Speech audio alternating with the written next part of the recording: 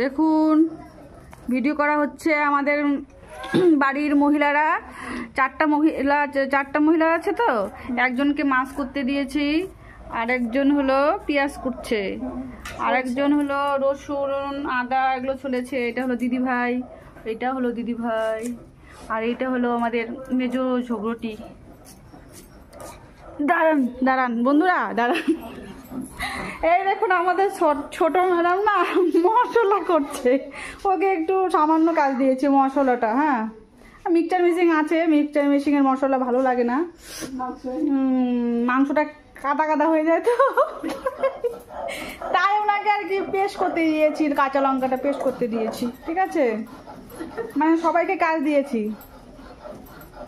এই দেখুন ঘাম ঝরছে শরীর দিয়ে। ঠিক আছে, করো শোনা, করো কাজ করো।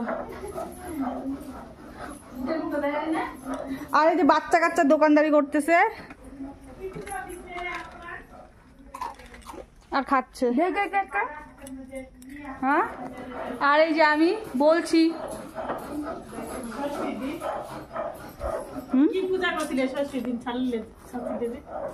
পূজা